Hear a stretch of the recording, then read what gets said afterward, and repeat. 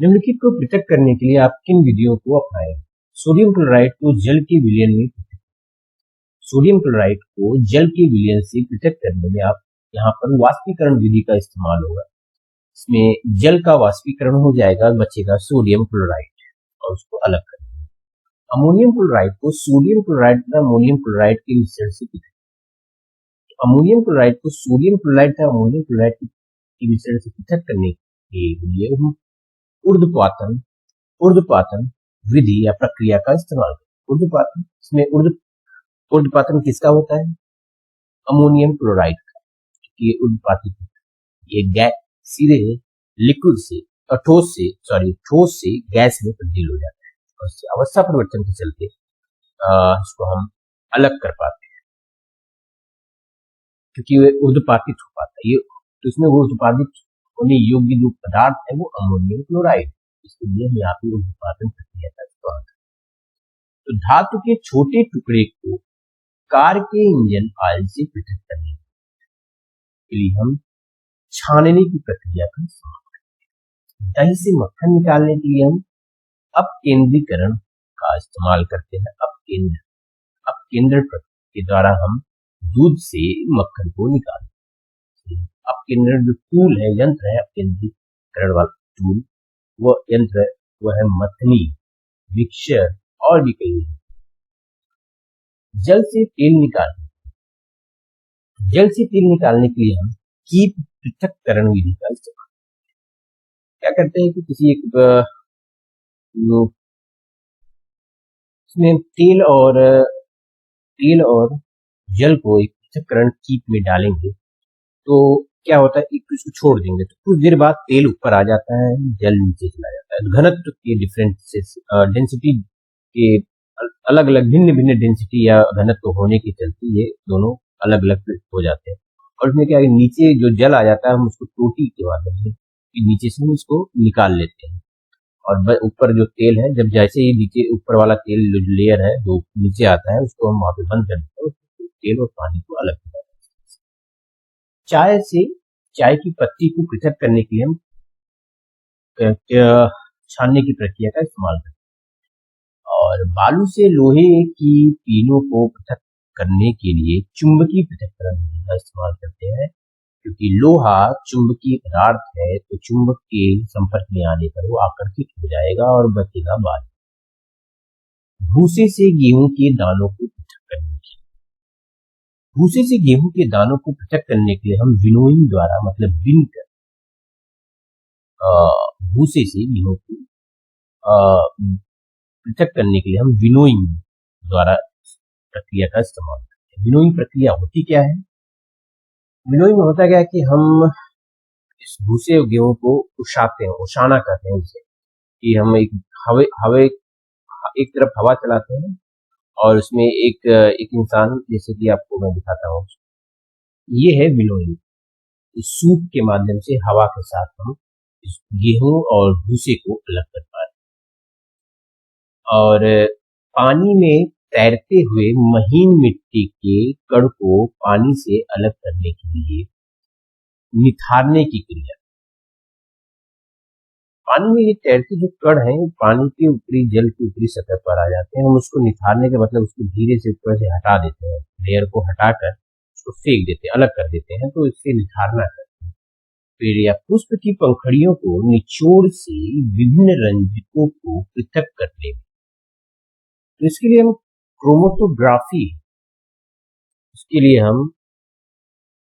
Chromatography प्रक्रिया का इस्तेमाल करते हैं। क्रोमेटोग्राफी में क्या करते हैं कि हम रंगों को हम पृथक करते हैं, अलग करते हैं। रंग जो घटक जो रंग प्रदान करते हैं किसी पदार्थ को, उस घटक को हम अलग करते हैं। जैसे पुष्प की पंखुड़ियों के निचोड़ से विभिन्न रंजकों को पृथक करने, पुष्प की पंखुड़ियों से तो निचोड़ से उसको निचोड़ कर विभिन्न रंजकों को, रंजित मतलब कलर, विभिन्न रंगों को विभिन्न जो की रंग प्रदान करते हैं घटक, उनको अलग करने की, पृथक करने की जो प्रक्रिया है उसको हम कहते हैं क्रोमेटोग्राफी। क्रोमेटो का मतलब, क्रोमो का मतलब होता है रंग,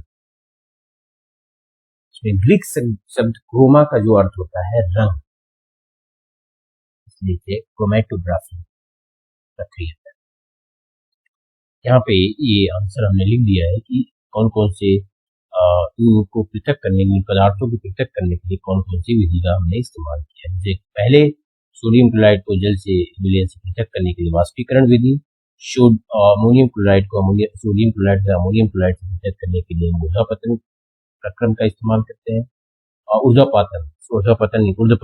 ऊर्ध्वपातन और धातु के टुकड़े को कार की इंजन आयल से पृथक करने के लिए हम छानने की प्रक्रिया का इस्तेमाल करते हैं, और दही से मक्खन निकालने के लिए हम अपकेंद्रीकरण का इस्तेमाल करते हैं, और जल से तेल निकालने के लिए कीप पृथक्करण विधि का इस्तेमाल करते हैं। चाय से चाय की पत्ती को पृथक करने के लिए हम छानने की प्रक्रिया का इस्तेमाल करते हैं, और बालू से लोहे की पीनों को पृथक करने के लिए हम चुंबकीय पृथक्करण विधि का इस्तेमाल करते हैं। भूसे से गेहूं को के दानों को पृथक करने के लिए हम विनोइंग द्वारा प्रक्रिया का इस्तेमाल करते हैं। पानी से तैरते हुए महीन मिट्टी के कण को पानी से अलग करने के लिए हम निथारने की क्रिया का इस्तेमाल करते हैं। पुष्प की पंखुड़ियों के निचोड़ से विभिन्न रंजकों को पृथक करने के लिए हम क्रोमेटोग्राफी प्रक्रम का इस्तेमाल करते हैं। चाय तैयार करने के लिए आप किन किन चरणों का प्रयोग करेंगे? विलयन, विलायक, विलेय, घुलना, घुलनशील, अघुलनशील, घुलेय से फिल्ट्रेट भी कहते हैं तथा अवशेष शब्द का प्रयोग करें। चाय बनाने के लिए सबसे पहले हम एक पतीले में थोड़ा सा पानी विलायक लेकर उसे गर्म करें, और गर्म पानी में थोड़ी सी चाय की पत्ती विलेय को डालिए और कुछ देर तक गर्म कीजिए। चाय पूरी तरह घुलने के बाद विलयन में एक कप छन्नी से छानिए। विलयन को एक कप में छन्नी से छानिए तो चाय की पत्ती अवशेष के रूप में छन्नी में रह जाएगी, और चाय के अंश पानी में घुलकर कप में छन जाएगी। फिर अपनी आवश्यकता के अनुसार कप में दूध और चीनी को मिलाइए। अब हम यह पाते हैं कि चाय की पत्ती पानी में विलेय है, जबकि दूध और चीनी घुलनशील है।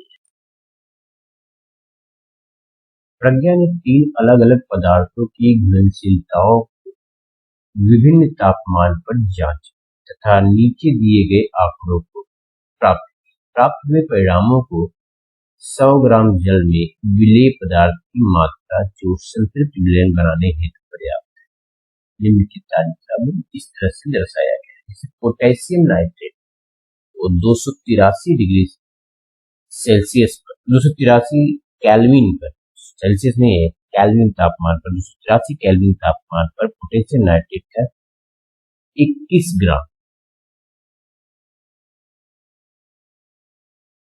100 ग्राम जल को संतृप्त, मतलब 100 ग्राम जल को में मिलाने पर वह विलयन संतृप्त हो जाता है। इसी प्रकार 293 कैल्विन तापमान पर पोटेशियम नाइट्रेट के 32 ग्राम को 100 ग्राम जल में मिलाने पर हमें संतृप्त विलयन प्राप्त होता है। उसी सोडियम क्लोराइड की बात करें तो 283 केल्विन तापमान पर तो 36 ग्राम सोडियम क्लोराइड जल में मिलाने पर हमें संतृप्त विलयन प्राप्त होता है। अब इन्हीं आंकड़ों या डाटा के आधार पर हम इन प्रश्न को हल करेंगे। जैसे कि तीसरे प्रश्न के पहले भाग ए की बात करते हैं, इसमें कि 50 ग्राम जल में 313 केल्विन पोटेशियम नाइट्रेट के संतृप्त विलयन को प्राप्त करने हेतु कितने ग्राम पोटेशियम नाइट्रेट की आवश्यकता होगी। इस तालिका के मुताबिक 313 केल्विन पर 100 ग्राम जल में 62 ग्राम 100 ग्राम जल में 62 ग्राम पोटेशियम नाइट्रेट मिलाने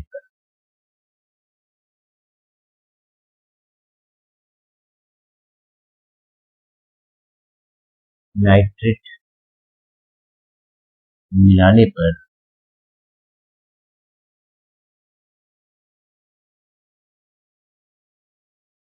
संतृप्त विलयन प्राप्त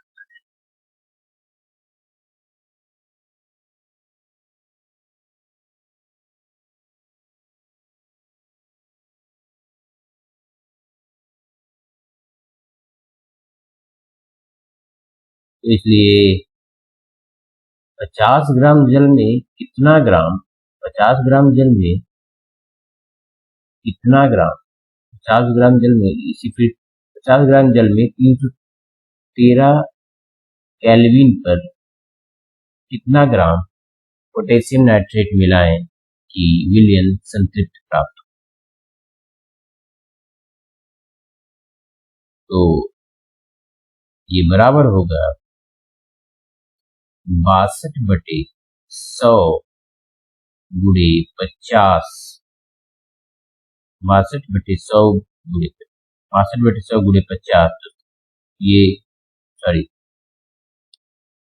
0 0 से कैंसिल हो जाएगा, 5 दूनी 10, तो 31 ग्राम पोटेशियम नाइट्रेट, 50 ग्राम जल में 31 ग्राम, 50 ग्राम जल में 31 ग्राम पोटेशियम नाइट्रेट मिलाने पर, वो भी 313 केल्विन पर, तो हमें संतृप्त विलयन प्राप्त होता है। अब चलेंगे पार्ट बी पर। इसमें क्या है, प्रज्ञा 353 केल्विन पर पोटेशियम क्लोराइड का एक संतृप्त विलयन तैयार करती है और विलयन को कमरे के तापमान पर ठंडा होने के लिए छोड़ देती है। जब विलयन ठंडा होगा तो वह क्या अवलोकित करेगी, स्पष्ट करेगी, क्या दिखाएगी, क्या हमें दिखेगा, क्या प्राप्त होगा, इसे स्पष्ट। जब 353 केल्विन पर मतलब कि 80 डिग्री सेल्सियस पर पोटेशियम क्लोराइड का एक संतृप्त विलयन प्राप्त होता है तो उसे कमरे के तापमान पर मतलब कि 293 केल्विन या 20 डिग्री सेल्सियस तक अगर ठंडा कर दिया जाए तो उसकी विलेयता घट जाएगी और पोटेशियम क्लोराइड के क्रिस्टल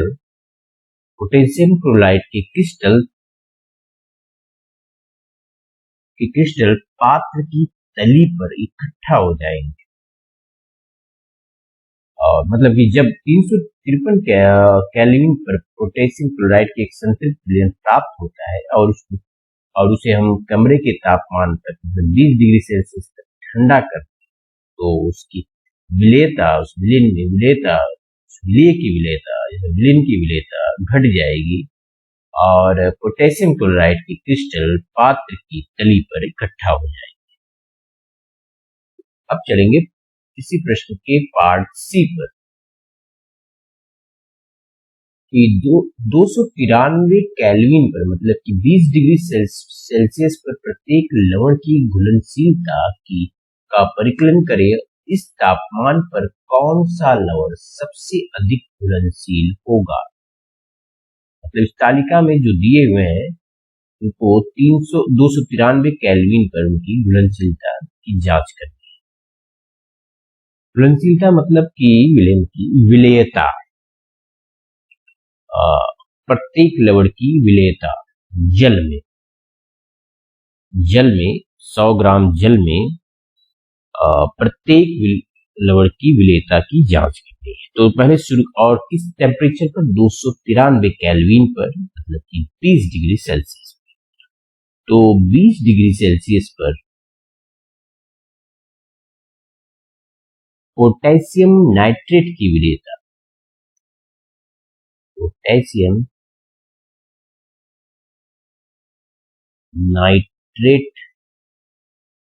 की विलेयता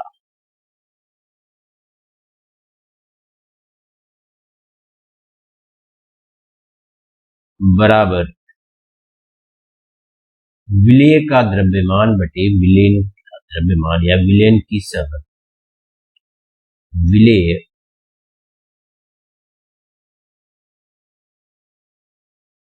का द्रव्यमान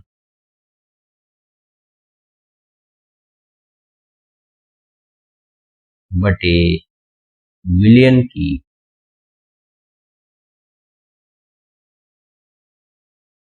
साथ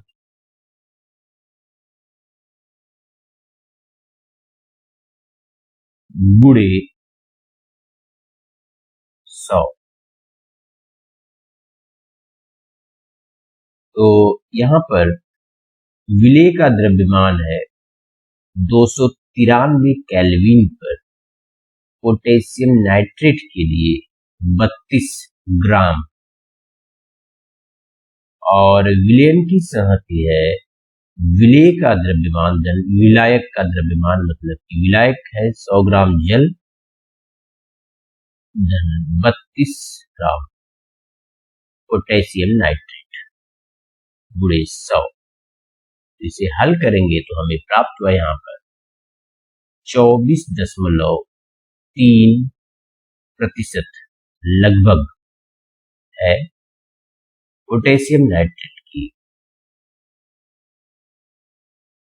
घुलनशीलता या विलेयता, मतलब कि 20 डिग्री सेल्सियस पर पोटेशियम नाइट्रेट की कुल 32 ग्राम विलायक 100 मतलब कि 100 ग्राम जल में घुलनशील है, विलेय है, और इसकी विलेयता की जांच हमने इस तरह से की, विलेय का द्रव्यमान बटे विलयन की संहति, मतलब विलयन का कुल द्रव्यमान गुणे 100 गुणे 100, तो इस तरह से 24.3 लगभग में इस पोटेशियम नाइट्रेट की 20 डिग्री सेल्सियस पर विलेयता है। जब 293 केल्विन अर्थात 20 डिग्री सेल्सियस पर सोडियम क्लोराइड की विलेयता जांच करेंगे तो 100 ग्राम पानी में घोली गई सोडियम क्लोराइड की संहति या मात्रा जो है 36 ग्राम है, मतलब 100 ग्राम जल में कुल सोडियम क्लोराइड 36 ग्राम घुलित हो सकता है। तो विलयन की कुल संहति है, कुल विलयन कितना है 100 ग्राम जल और 36 ग्राम विलेय सोडियम क्लोराइड, तो 136 ग्राम विलयन। तो इस विलयन की विलेय मतलब कि सोडियम क्लोराइड की विलेयता होगी 36 बटे 136 गुणे 100 बराबर 24.67, विलेय की मात्रा बटे विलयन की मात्रा गुणे 100 बराबर 24.67 सोडियम क्लोराइड की जल में विलेयता है। उसी तरह 20 डिग्री सेल्सियस पर पोटेशियम क्लोराइड की विलेयता, जैसे कि 100 ग्राम जल में पोटेशियम क्लोराइड कितना घुलित हो रहा है 35 ग्राम, तो विलयन की कुल संहति 100 ग्राम जल 35 ग्राम पोटेशियम क्लोराइड तो 135 ग्राम, तो विलयन तो पोटेशियम क्लोराइड की विलेयता तो विलेय का द्रव्यमान विलेय है 35 ग्राम बटे 135, विलयन का द्रव्यमान गुणे 100 तो 27% है पोटेशियम क्लोराइड की विलेयता जल में 20 डिग्री सेल्सियस पर। तो 20 डिग्री सेल्सियस पर अमोनियम क्लोराइड की विलेयता हम निकालेंगे, जैसे कि 100 ग्राम जल पर इसी टेम्परेचर पर अमोनियम क्लोराइड 100 ग्राम जल में 37 ग्राम घुलित होती है, तो विलयन की कुल संहति 137 ग्राम, तो विलेय तो अमोनियम क्लोराइड की विलेयता हुई विलेय का द्रव्यमान बटे विलयन का द्रव्यमान गुणे 100 बराबर 27% है। 20 डिग्री सेल्सियस पर अमोनियम क्लोराइड की विलेयता 100 ग्राम जल 27%, या फिर क्या है 20 डिग्री सेल्सियस पर अमोनियम क्लोराइड की जो विलेयता है वो 27% है। प्रश्न 3 के भाग डी में पूछा गया है कि तापमान में परिवर्तन से लवण की घुलनशीलता पर क्या प्रभाव पड़ता है। किसी पदार्थ की घुलनशीलता तापमान के बढ़ने के साथ बढ़ जाती है। इसका उत्तर है कि किसी भी पदार्थ या लवण की घुलनशीलता तापमान बढ़ने के साथ बढ़ जाती है। उदाहरण सहित व्याख्या से संतृप्त विलयन, शुद्ध पदार्थ, कोलाइड, निलंबन। तो पहले से बात करते हैं संतृप्त विलयन। किसी दिए गए तापमान पर जब उस द्रव में और अधिक पदार्थ ना घुल सके उसे संतृप्त विलयन। जैसे कि रूम तापमान 20 डिग्री सेल्सियस पर 50 ml पानी एक बीकर में लो और इसे थोड़ा थोड़ा करके सोडियम क्लोराइड नमक डालो और घोल लो, और ध्यान रहे कि नमक तली पर ना रहे। यह प्रक्रिया तब तक करते रहते हैं जब तक पदार्थ नमक घुलना बंद ना कर, और यह रूम तापमान पर संतृप्त विलयन। यही रूम तापमान पर जब विलायक में घुलना बंद कर देता है, अर्थात नमक पानी में घुलना जब बंद कर दे तो जो विलयन होगा वही विलयन उस रूम तापमान पर संतृप्त विलयन, मतलब रूम तापमान मतलब 20 डिग्री सेल्सियस। शुद्ध पदार्थ वे पदार्थ जिनका दिए गए ताप पर रंग, रूप, संरचना, स्वाद, स्वभाव एक समान रहे और उसके हर भाग की संरचना समान हो और उसे सरल भौतिक विधि द्वारा सरल पदार्थों में विभाजित नहीं किया जा सके, उसे शुद्ध पदार्थ कहते हैं। और एक शुद्ध पदार्थ या तो तत्व होगा या फिर यौगिक, जैसे सोना, चांदी, सोडियम, ये पोटेशियम, पोटेशियम ये कार्बन डाइऑक्साइड है, कार्बन नहीं, कार्बन डाइऑक्साइड। तो ये सोना, चांदी, सोडियम, पोटेशियम ये क्या है? तत्व है। कार्बन डाइऑक्साइड यौगिक है, आदि शुद्ध पदार्थ। कोलाइड एक ऐसा उष्मांगी मिश्रण है जो देखने में तो समांगी मिश्रण की तरह है और अधिक देर तक रखने पर कण इसमें अधिक देर तक इस विलयन को अधिक देर तक रखने पर इसमें कण नीचे नहीं बैठते, लेकिन आकार 1 नैनोमीटर और 100 नैनोमीटर के बीच होता है, जो परिक्षेपण माध्यम से गुजरने वाले दृश्य प्रकाश को प्रकीर्णन कर देते हैं। अर्थात प्रकाश पुंज को अगर विलयन से गुजारते हैं, प्रकाश का पथ बन जाता है, जैसे दूध, स्याही, धुंध, रक्त, ये सभी कोलाइड है। निलंबन एक ऐसा विषमांगी मिश्रण है जिसमें विलायक में विलेय पदार्थ घुलता नहीं है। निलंबन एक ऐसा विषमांगी मिश्रण है जिसमें जहां विलायक में विलेय पदार्थ नहीं घुलता और कणों को नंगी आंखों से देखा जा सकता है। कणों का आकार जो होता है 10 से 5 सेंटीमीटर से भी अधिक होता है और अधिक देर बिना हिलाए अगर विलयन को रखा जाए तो इसमें कण नीचे बैठ जाते हैं, जैसे कि मिट्टी युक्त पानी। निम्नलिखित में से प्रत्येक को समांगी और विषमांगी मिश्रणों में वर्गीकृत करें। सोडा, जल, लकड़ी, बर्फ, वायु, मिट्टी से बनी हुई छनी हुई चाय। समांगी मिश्रण में है सोडा, जल, सिरका, छनित चाय, बर्फ। विषमांगी मिश्रण है मिट्टी और लकड़ी। मिट्टी और लकड़ी में जो मिश्रण है वह एक समान रूप से हर तरह मिले नहीं, उसके नाते विषमांगी मिश्रण। आप किस प्रकार पुष्टि करेंगे कि दिया हुआ रंगहीन द्रव जल है? रंगहीन तरल पदार्थ किसी भी भौतिक विधि द्वारा और अधिक सरल पदार्थ में विभाजित नहीं किया जा सकता। रंगहीन तरल पदार्थ किसी भी भौतिक विधि द्वारा और अधिक सरल पदार्थ में विभाजित नहीं किया जा सकता। यदि इसे वाष्प किया जाए तो शेष कुछ बचता नहीं, इसलिए दिया गया तरल पदार्थ शुद्ध है या दिया गया शुद्ध पदार्थ या दिया गया तरल शुद्ध पदार्थ। तो दिया गया तरल का विद्युत विच्छेदन करने पर हाइड्रोजन तथा ऑक्सीजन आयतन के अनुसार दो संबंधित के अनुपात में प्राप्त होती है। अतः दिया गया तरल पदार्थ जल है जो कि एक यौगिक है।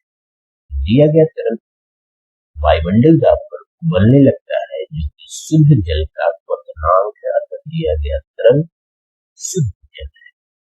इस उत्तर के में ये बताया गया कि जब किसी शुद्ध द्रव गर्म करते हैं, जब किसी शुद्ध द्रव को अन्य सरल पदार्थों में विभाजित करने की कोशिश करते हैं या तो उन्हें मिश्रण को पृथक करने की बात करते हैं तो ये आसानी से नहीं होगा, क्योंकि जब इसको वाष्पित करने गए तो उसको वाष्पन के बाद इसमें कुछ बचा नहीं, शेष नहीं बचा। तो इसलिए कहा गया कि जो द्रव है वो शुद्ध पदार्थ। फिर दिया गया तरल या द्रव का विद्युत विच्छेदन करने गए तो फिर हमें प्राप्त हुआ हाइड्रोजन और ऑक्सीजन का अनुपात 2:1, क्योंकि ये बताता है कि ये जल है और जल क्या है कि यौगिक है और दिए गए वायुमंडल दाब पर ये उबलने लगा और जो कि शुद्ध जल का पूर्णांक है, तो दिया गया जो तरल या द्रव है वह एक शुद्ध जल है। निम्नलिखित में से कौन सी वस्तु शुद्ध पदार्थ है? बर्फ जल से बने होते हैं, तो बर्फ एक जल क्या है? यौगिक है। यौगिक एक शुद्ध पदार्थ है, बर्फ शुद्ध पदार्थ है। दूध एक कोलाइड विलयन है, इसमें या फिर कहें कि कई पदार्थों से मिलकर बना है, वसा, प्रोटीन, जल, तो दूध एक शुद्ध पदार्थ नहीं है। लोहा, आयरन एक तत्व है जो कि एक शुद्ध पदार्थ है। हाइड्रोक्लोरिक अम्ल एक यौगिक है जो कि शुद्ध पदार्थ है। कैल्शियम ऑक्साइड भी एक यौगिक है, तो ये भी शुद्ध पदार्थ है। पारा, मरकरी एक तत्व है, ये भी एक शुद्ध पदार्थ है। ईंट मिट्टी से बना होता है, मिट्टी विषमांगी मिश्रण, तो ये एक अशुद्ध पदार्थ है। लकड़ी भी एक विषमांगी मिश्रण है, तो इसलिए भी एक अशुद्ध पदार्थ है। वायु कई गैसों से मिलकर बना है और एक मिश्रण है, एक गैसीय विलयन भी कहते हैं, एक असमांगी मिश्रण है, लेकिन मिश्रण है, इसके नाते ये एक शुद्ध पदार्थ नहीं है। निम्नलिखित मिश्रणों में विलयन की पहचान करें। मिट्टी एक विषमांगी मिश्रण है और विलयन क्या होता है? एक समांगी मिश्रण, तो मिट्टी विलयन नहीं।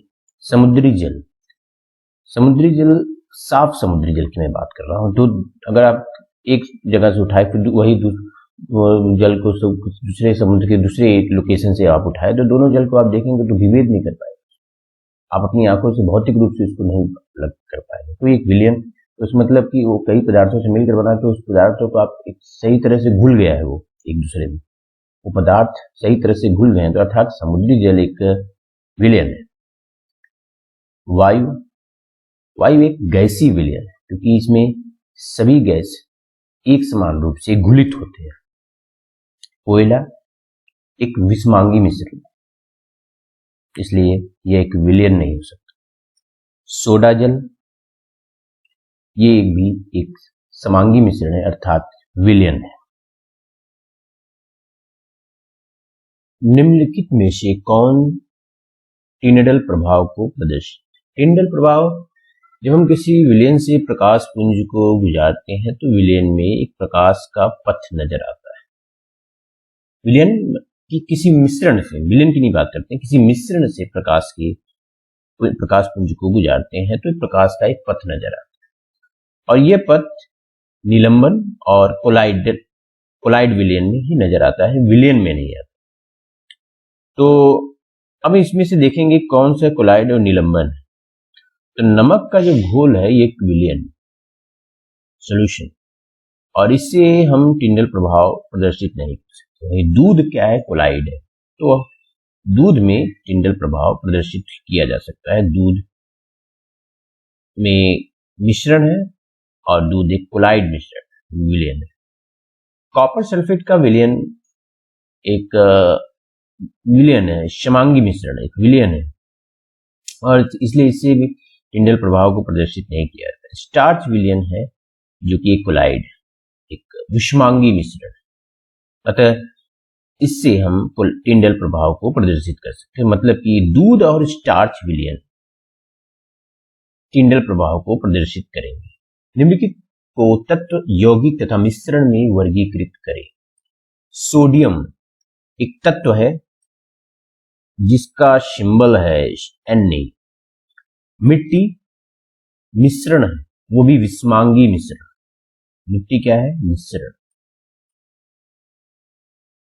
चीनी का घोल एक समांगी मिश्रण है, मतलब कि ये भी मिश्रण ही है, विलयन है। चांदी एक तत्व है, Ag इसका वो है, चांदी धातु है और जो कि कंडक्टर के रूप में इसका इस्तेमाल किया जाता है या फिर ऑर्नामेंट में, आभूषणों में। कैल्शियम कार्बोनेट CaCO3 इसमें कई तत्वों से मिलकर ये बना है, यौगिक है।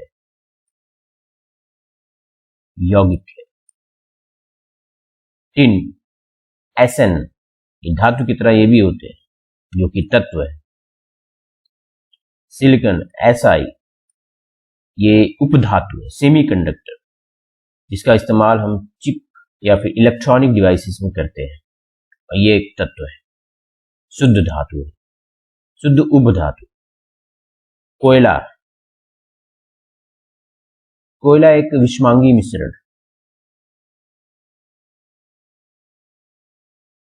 कार्बनिक अकार्बनिक दोनों पदार्थ पाए जाते हैं। वायु एक गैसीय विलयन है या समांगी मिश्रण है, तो ये मिश्रण है, कई गैसों का मिश्रण।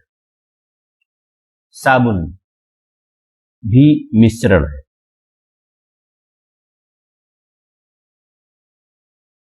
मीथेन गैस CH4 एक यौगिक है, कि एक शुद्ध पदार्थ है गैस। कार्बन डाइऑक्साइड CO2 ये भी एक यौगिक है, एक गैस। रक्त एक मिश्रण है, इसमें कई तरह के पदार्थ पाए जाते हैं। प्लेटलेट्स, ऑक्सीजन भी कैरी करता है, प्लेटलेट्स होते हैं। और लाल रक्त कणिका, प्लाज्मा, इस सब से रक्त बनता है, तो रक्त मिश्रण है। निम्नलिखित में से कौन से परिवर्तन रासायनिक? पौधों की वृद्धि, पौधों की वृद्धि में के दौरान, परिवर्तन के दौरान कोई ऐसे रासायनिक जो पदार्थ या कोई ऐसे पदार्थ नहीं बनते जिसके रासायनिक संगठन में कोई बदलाव नजर आता, तो पहले रहते हैं वो संगठन वही बाद में भी वृद्धि, चाहे पेड़ जितना भी बड़ा हो जाए। तो इस तरह से हम कह सकते हैं कि पौधों की वृद्धि रासायनिक परिवर्तन नहीं है। लोहे में जंग लगना, से लोहे की जंग लगने से क्या होता है कि लोहे के ऊपर की लेयर पे एक भूरे रंग की परत चढ़ जाती है, लोहे के ऊपर सतह पर एक भूरे रंग की परत चढ़ जाती है। और ये होता है इसलिए कि जब लोहा हवा में उपस्थित नमी के साथ क्रिया करता है, रासायनिक क्रिया के बाद ये स्थिति बनती है। और इसमें होता क्या कि इसके ऊपर उस लेयर पर, मतलब उस लोहे के ऊपरी सतह पर एक रासायनिक गुणधर्म या एक रासायनिक संगठन, नया संगठन बनता है। एक पदार्थ जो बनता है, जो पदार्थ लेयर बनती है, उसमें रासायनिक संगठन अलग होता है लोहे की तुलना, तो फेरस ऑक्साइड होता है। तो एक नया रासायनिक संगठन को दिखा रहा है, मतलब उसके रासायनिक गुणधर्म अलग है, तो एक रासायनिक बदलाव, एक रासायनिक परिवर्तन को शो कर रहा है। तो इसका मतलब है कि यहाँ पे रासायनिक परिवर्तन हो। तो लोहे के चूर्ण तथा बालू को मिलाना, लोहे के चूर्ण को और बालू को जब मिलाएंगे तो लोहे के चूर्ण और बालू आप बहुत उस मिश्रण को आप फिजिकली आराम से देख सकते हो अपनी नंगी आंखों से, सीधे सीधे। और इसमें कोई ऐसा नया पदार्थ नहीं बनता जिसके रासायनिक संगठन में कोई बदलाव। और चूर्ण और इन मिश्रण का जो गुण है अलग अलग घटकों, जैसे कि लोहे के चूर्ण और बालू के अलग अलग गुणों को दर्शाता है। खाना पकाना, खाना पकाने के जब आप अलग अलग तरह के कई इंग्रेडिएंट मिला के एक साथ पकाते हो किसी टेम्परेचर पर, तो ये सभी इंग्रेडिएंट आपस में क्रिया करके एक नया इंग्रेडिएंट, एक नया पदार्थ बनाते हैं जिसका रासायनिक संगठन अलग होता है, उसका महक अलग होती है, उसका रूप अलग होता है, उसका स्वाद अलग होता है। तो खाना पकाना एक रासायनिक प्रक्रिया है, एक रासायनिक परिवर्तन है। भोजन का पाचन भी एक रासायनिक परिवर्तन है। भोजन पचने में दो क्रियाएं होती है, एक मैकेनिकल प्रोसेस होता है, एक केमिकल प्रोसेस। मैकेनिकल में आप खाने को छोटा करते हो कूचकर, और फिर ये डाइजेशन के उस पाचन के दौरान इसमें केमिकल इसके रिएक्शन होते हैं, फिर ये इसका बदलाव, मतलब इसके पदार्थ बदल जाते हैं, नया रूप ले लेते हैं, और उस पदार्थ का संगठन पहले वाले पदार्थ से, रासायनिक संगठन से अलग होता है। तो यहाँ पे भी रासायनिक परिवर्तन हुआ, मतलब भोजन पचाना एक रासायनिक प्रक्रिया है, एक रासायनिक परिवर्तन है। जल से बर्फ का बनना एक अवस्था परिवर्तन है। जल से मतलब द्रव से गैस के रूप, द्रव से ठोस में बनना एक अवस्था परिवर्तन है। लेकिन दोनों में ही जो बेसिक कंपोनेंट है, जल है, यौगिक जो है वो समान रूप से, मतलब इनका रासायनिक संगठन एक ही तरह है, इसमें कोई बदलाव नहीं, मतलब यहाँ पर कोई रासायनिक परिवर्तन हुआ नहीं है। जल से बर्फ एक भौतिक परिवर्तन है। मोमबत्ती का जलना, मोमबत्ती के जलने में दो प्रक्रियाएं, इसमें रासायनिक परिवर्तन भी होता है और भौतिक परिवर्तन भी होता है। रासायनिक परिवर्तन, मोमबत्ती का जलना एक रासायनिक परिवर्तन है। मोमबत्ती का पिघल कर, एक खड़ी मोमबत्ती पिघल कर नीचे जमीन पे चली जाती है, तो एक भौतिक परिवर्तन को दर्शाता है। मतलब एक ताप के जल, बाहर से टेम्परेचर के चलते उस मोमबत्ती का आकार बदल जाता है, ये भौतिक परिवर्तन है। लेकिन मोमबत्ती का जलना एक रासायनिक परिवर्तन, मोमबत्ती का वायु की उपस्थिति में जलना एक रासायनिक परिवर्तन है।